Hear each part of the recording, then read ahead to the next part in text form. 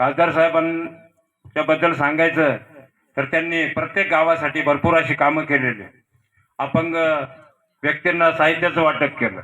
आणि मी जवळजवळ खासदार साहेब शिर्डीला गेले 1 वर्षभरात 4 कार्यक्रम मी सगळे अटेंड केले. त्यांचं सगळं नियोजन मी स्वतः माझ्या डोळ्यांनी पाहिले. आणि याच्या पलीकडे सांगतो, माननीय तुमचे आजोबा खासदार साहेब होते विखे पाटील. मी पारनेर कारखान्याला त्यांना एक अर्ज दिला होता सुशिक्षित बेरोजगारांचे प्रकरणासाठी संदर्भात. त्यावेळेस लँडलाईन फोन होते, मोबाईल नव्हते, कोणाकडे गाड्या नव्हत्या. माझ्या एका साध्या अर्जावरती खासदार साहेबांनी कलेक्टर ऑफिसला मीटिंग लावली होती. रामनाथ झा साहेब त्यावेळेस कलेक्टर होते. आणि अख्ख्या नगर जिल्ह्यातले सुशिक्षित बेरोजगारांचे प्रश्न, त्यांची प्रकरणं त्या ठिकाणी मार्गी लावले होते.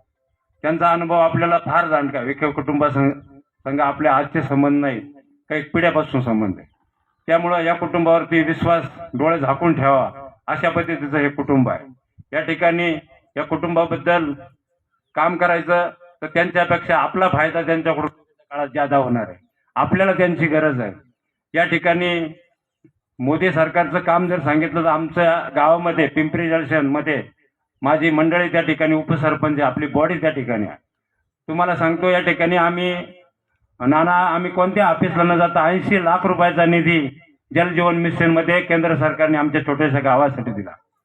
वाडी वस्तीवर या ठिकाणी पिण्याच्या सोयी त्या ठिकाणी केलेल्या आहेत. आपल्या सर्वांना मी विनंती करतो की आपण सर्वांनी खासदार साहेबांना या ठिकाणी भरघोस मतं निवडून द्यायचं आहे.